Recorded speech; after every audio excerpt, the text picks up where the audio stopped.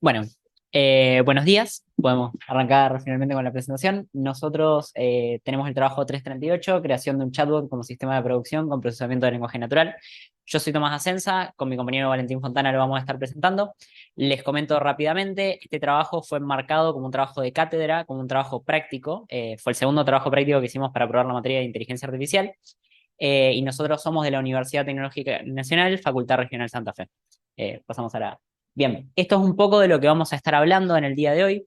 Vamos a arrancar con una introducción, más que nada cuál era el problema que nos habían presentado en el trabajo práctico, qué era lo que teníamos que resolver, que después lo extendimos para generar este trabajo de cátedra y presentarlo acá con AISI.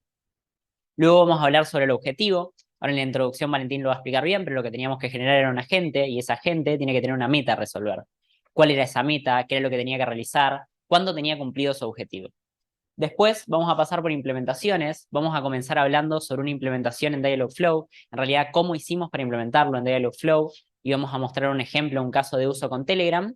Y luego vamos a hablar sobre una implementación que extendimos e hicimos, que no era obligatoria en el trabajo práctico, pero nosotros decidimos hacerla. Fue un poco la idea por la cual estamos presentando esto, que es una implementación en un Google iVoice Kit. Lo vamos a hablar más adelante, pero básicamente es una Raspberry con algo agregado para poder hacer procesamiento de voz. Luego vamos a hacer algunas conclusiones sobre qué tan fácil es usar Dialogflow, si está bueno para hacer chatbots y este tipo de cosas.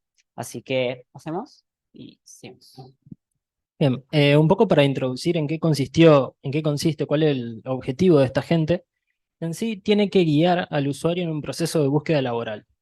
O sea, un asistente para encontrar un trabajo a un usuario. Entonces, para esto, lo que hace es hacerle preguntas para tratar de orientarlo sobre qué área de la informática, todo trabajo relacionado con la informática, es más oportuno para el usuario. Entonces, hace preguntas para determinar qué área tiene más interés o en qué áreas tiene más habilidades para poder recomendar un trabajo.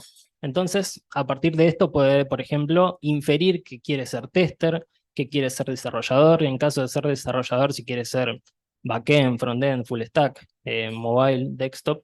Entonces, luego de inferir qué puesto es el que quiere, hace preguntas que tienen más que ver con las condiciones del trabajo.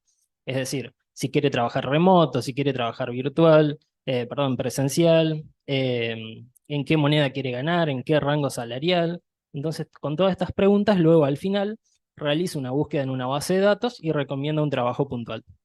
También se estudió el uso de diferentes implementaciones. Como comentaba Tomás, tenemos una implementación en Telegram, tenemos una implementación en una interfaz web, una interfaz de línea de comando usando la API de Dialogflow en Python, y que esta luego finalmente es implementada por la Raspberry Pi 3. Bien, un poco hablando sobre el objetivo. ¿Cuál era la meta que tenía que realizar este chatbot? En primer lugar, lo que nosotros queremos hacer es guiar a usuarios en un proceso de búsqueda laboral. Este chatbot no es un chatbot general, no podía hablar de cualquier cosa, sino que todo lo que le preguntemos, todo lo que hagamos va a ser sobre búsquedas laborales.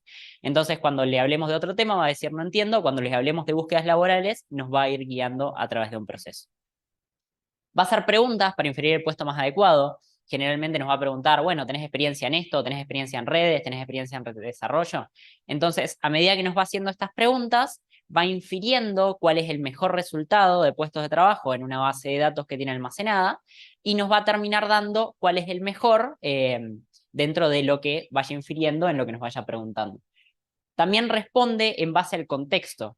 ¿Qué significa esto? Que puede recordar algunas cosas. Para esto usamos una base de datos que ahora vamos a explicar mejor, pero la cuestión es que termina recordando cosas como el nombre de la persona, o cuánto quiere ganar, o dónde quiere trabajar. Bueno, un poco lo que se quiere representar en este diagrama de componentes, digamos, es la arquitectura de la solución. Todo lo que es la lógica, las reglas, el comportamiento de la gente se definen en la plataforma de Dialogflow, que en realidad es muy simple, es bastante intuitivo, es como un drag and drop, aunque si bien hay cosas para codear y que luego vamos a explicar, es bastante intuitivo. Luego, este chatbot se puede utilizar de diferentes formas, como bien nombramos, una interfaz web, una interfaz mediante Telegram, que más adelante vamos a mostrar un ejemplo, y finalmente un script en Python utilizando la API de Dialogflow y que luego esto es embebido en la Raspberry Pi para hacer la comunicación con el chatbot mediante voz. Algo a tener en cuenta es que se utiliza la base de datos Factor, donde tenemos una bolsa de trabajo, un conjunto de trabajos de ejemplo que la gente luego puede recomendar. Bueno, acá en Dialogflow, esta es básicamente la interfaz mediante la cual se puede definir todas las reglas y el comportamiento del chatbot. Podemos ver que se deben definir las entidades, es decir, cuál es el conocimiento que la gente va a poder reconocer. Es por eso que, por ejemplo, definimos los puestos de trabajo, web developer, desktop developer, que comentaba anteriormente. Es decir, todo lo que queremos que el chatbot pueda reconocer que el usuario ingrese por el teclado, se debe definir. Otra cosa a tener en cuenta es que se deben definir los intentos. Los intentos representan intenciones del usuario. Por ejemplo, si el usuario dice, sí, me interesa el desarrollo, me gusta el desarrollo, prefiero desarrollar, entonces eso se asocia a un intent que dice, bueno, sí, el usuario realmente quiere desarrollar y cuando machea con ese intent con un determinado nivel de exactitud, se pueden desencadenar una serie de eventos. Por ejemplo, se puede guardar información de que realmente el usuario quiere programar y en base a eso poder determinar las próximas preguntas que el chatbot le va a hacer al usuario para poder seguir el hilo de ejecución y seguir teniendo más información para recomendar el puesto de trabajo más adecuado. Bien, un poco hablando más de código, lo que comentaba Valentín recién de los intents y el código que había que asociar. Acá, por ejemplo, tenemos una función, redes de equipos, que lo que hace es fijarse si el usuario mencionó más de dos protocolos de redes. Si mencionó más de dos protocolos de redes, cuando nosotros le preguntamos justamente si conocía sobre protocolos de redes, entonces va a avanzar más en esa dirección. Va a decir, bueno, tengo la posibilidad acá de ofrecerle un puesto que esté relacionado con redes, networking. Entonces, la cuestión es, bueno, acá está el código que realiza eso, pero nosotros eso lo tenemos que asociar a un intent. Entonces, en la segunda figura se ve como preguntas redes equipos, el intent pregunta redes equipos, pasa a estar asociado a la función redes equipos que habíamos descrito anteriormente. Evidentemente esto dificulta un poco la programación del chatbot porque pasamos de algo que era drag and drop y que no había que programar nada a pasar a programar un poco, pero como vemos, las funciones no son complicadas porque son funciones con estructuras condicionales bastante simples y setear un intent a una función tampoco es complicado, con una función ya integrada dentro de Dialogflow lo podemos hacer. Bueno, acá hay un ejemplo de la ejecución del chatbot mediante Telegram. Podemos ver que al principio el asistente de la gente pregunta el nombre y que luego es recordado y lo va a seguir utilizando mientras continúe la conversación. Entonces, por ejemplo, en este caso, la persona ya tiene decidido el puesto que quiere. Por ejemplo, ahí vemos que le pregunta que si tenía decidido el puesto que te gustaría y dice que sí. En caso de que no lo tenga, va a hacer preguntas para tratar de inferir este puesto de trabajo. En este caso ya lo tiene decidido, por lo que se saltea esa parte y pasa directamente a determinar el nivel de conocimiento o qué habilidades específicas tiene dentro de ese campo. Entonces, por ejemplo, le pregunta qué puesto te gustaría, responde que analista de datos. Como ese puesto de trabajo no está cargado en la base de conocimiento, va a decir que no lo entiende. Por esto es importante cargar todos los puestos de trabajo y toda la información que sea necesaria para el correcto funcionamiento del chatbot. Entonces, cuando le decimos un puesto de trabajo que sí reconoce, como por ejemplo administrador de redes, va a hacer una serie de preguntas para determinar específicamente qué tecnologías conoce dentro de la administración de redes o con qué protocolos trabajó, etc. Pues, por ejemplo, acá vemos que le pregunta con qué protocolos o tecnologías trabajó y cuando termina de hacer las preguntas específicas del puesto de trabajo, pasa a preguntar cosas que tienen más que ver con las condiciones del trabajo.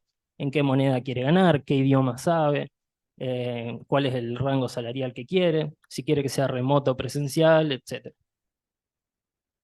Puede pasar. Y finalmente, cuando termina de hacer todas las preguntas, le recomienda el puesto de trabajo que más se asemeja a toda la información que el usuario le brindó a la gente. Es por eso que vemos que acá, por ejemplo, le recomienda un puesto de trabajo de administrador de redes, idioma español, full time, con todos esos datos que se visualizan en la tarjeta.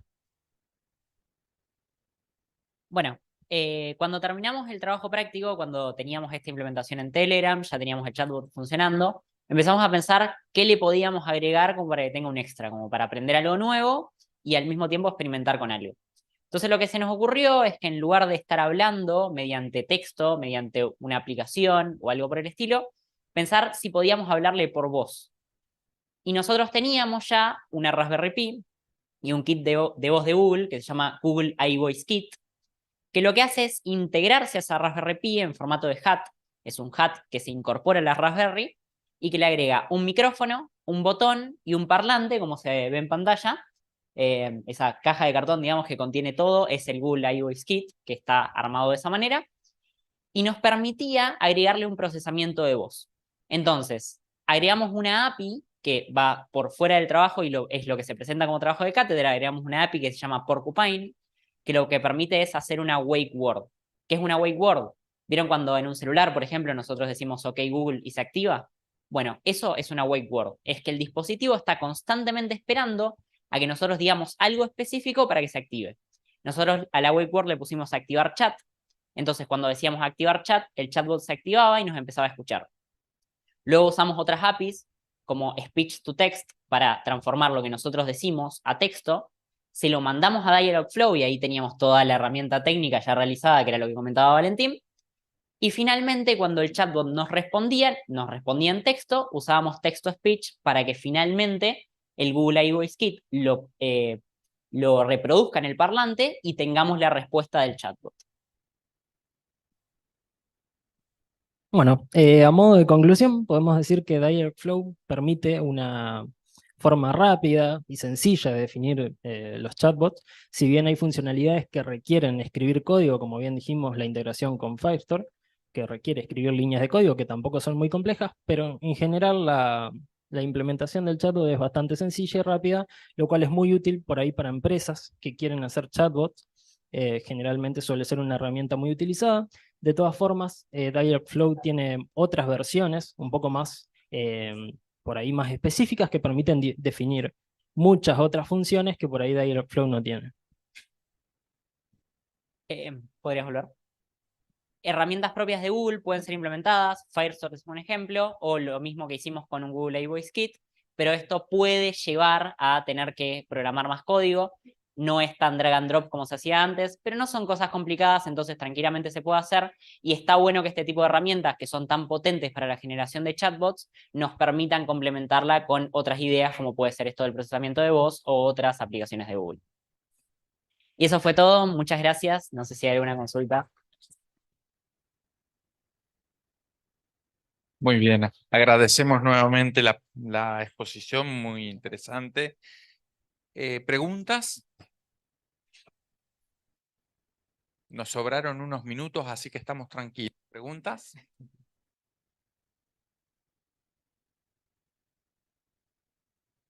Yo les hago una pregunta. ¿Cómo les resultó en dificultad la integración con el Raspberry Pi de toda esta tecnología y luego, bueno, el empaquetado dentro del kit de Google? Creo que lo más difícil fue esta idea de encontrar una API que funcione bien con Wake Words, porque Porcupine funciona bien, pero probamos con otras antes que no andaban tan bien. No me acuerdo bien cómo se llamaba la de Snowboy. Había una que se llama Snowboy que es bastante vieja, que funcionaba y eso, pero te detectaba cualquier cosa. O sea, estabas hablando y capaz que mientras yo estoy hablando se prendía el chatbot. Claro. Entonces, esa parte fue complicada. Y bueno, y después el hecho de estar escribiendo código, la realidad es que habíamos terminado el trabajo práctico, nos había quedado un margen de días, pero en ese margen de días intentamos hacer la implementación. Entonces, capaz que con el tiempo estuvimos un poco limitados, pero no fue complicado porque realmente todas las APIs es como que se integraban bastante fácil y en general lo de Google está hecho para que lo saques andando, entonces es como que se integra bastante ¿Y rápido. la performance en el Raspberry Pi era buena? Sí, el mayor problema era más en cloud, el problema de mandar, Ok. esperar a que vuelva y eso, pero Raspberry Intercomunicación. Se tenía un delay, un pequeño delay en la intercomunicación, pero es una cuestión más que nada de lo que tarda en ir la petición, volver entre las APIs, pero en sí no había problemas. Ok. ¿Preguntas? Clarísimo. Muchísimas gracias por la participación. Gracias.